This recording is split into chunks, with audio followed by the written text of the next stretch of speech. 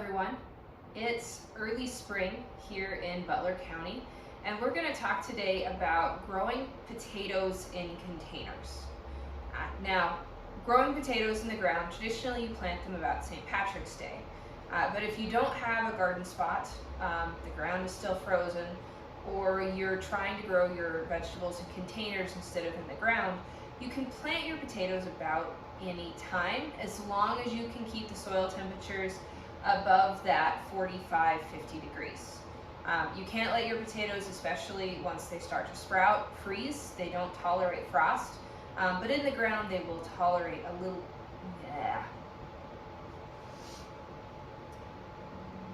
I really need to clean in here. It's gonna be my weekend project, one of them.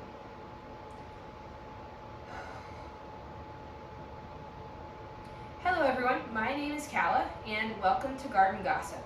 Today we are going to talk about growing potatoes in a container. Now traditionally we grow potatoes outside in the ground, but if you're like me and you don't have a garden spot yet, you can't garden in the ground either because of some physical disability, or your soil is really poor, or you live in an apartment, you can easily grow some pretty good potatoes in a container. For my project, I'm using grow bags. This one is about 25 gallons, holds about 25 gallons of soil. They need to be a minimum of 15 gallons for potatoes and at least about 18 inches deep. So when we plant the potatoes, we'll have soil, about 6 inches of soil, we'll put the potatoes, we'll add another 5 inches on top of that. And then as our potatoes grow, we'll want to add another 5 inches or so above the plant so we get more potatoes. So the container, it can be plastic, you can use wooden whiskey barrels, you can use Rubbermaid totes. Whatever you use, it just needs to have some drainage holes in it so we don't have excess water. Like I said, I'm using a fabric bag because that was what I had and I wanted to try this. But again, the container, minimum of 15 gallons, needs to be at least 18 inches deep. Now, in this particular container so far, I've put 5 inches of a compost and potting soil mix.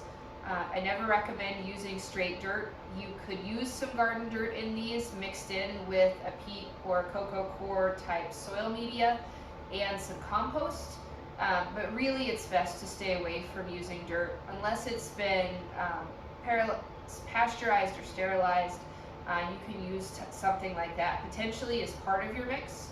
But for this one I'm using a cotton burr compost and a regular potting soil mixed in with it. So we're going to get started planting these. I've got some Purple Majesty. I'm trying some purple potatoes this year. When you're planning to do potatoes in a container, they're not going to get as big as they would in the ground. So typically, like a russet potato doesn't work as well in a container. Some of our bigger varieties, like a Yukon Gold, that gets really big potatoes, they aren't quite as successful. So I'm going to try a smaller purple variety and a fingerling variety, but really any smaller variety will work in these. And just expect they're not going to be the huge baking potatoes. They're probably going to be something more like a new potato size. They're never going to get really big. So let's get started planting our potatoes. Okay, so as you can see, I already have some soil, again about 5 to 6 inches in this container already. And I did use that cotton burr mixed with the peat-based potting soil. I don't recommend a brand of potting soil. Really, whatever you want to use will work. Most of them will work in a container type setting. I do like to pick one that maybe has some micronutrients already mixed in. Some of them have worm castings or other fertilizer already put in. So that's going to help our potatoes grow. I'm also going to put in some slow release fertilizer. This particular brand recommended 1 large capful for every 4 square feet. So I've already got that measured out, and I'm going to sprinkle this across the top of my soil. And then I'm going to mix it in really well with my garden trowel so it's kind of in that whole layer, so the roots are going to get access to my slow release fertilizer no matter where they are. Now I'm going to take my potatoes. As you see, I cut these guys up several days ago. They've had some time to heal over, and they will then not rot when I put them back in this container, even if we do stay cool. So I'm going to stick these pieces approximately a foot apart. It's going to be a little closer than that in this container, but a foot apart is about what is recommended.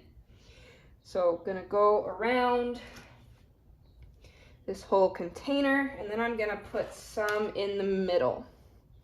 Now, like I said, you try to keep them about a foot apart. These are a little closer, just because I have a smaller container. And a couple of my cutting pieces have really shriveled up and don't look the best. So some of these might not make it. Now I'm going to add an additional 5 to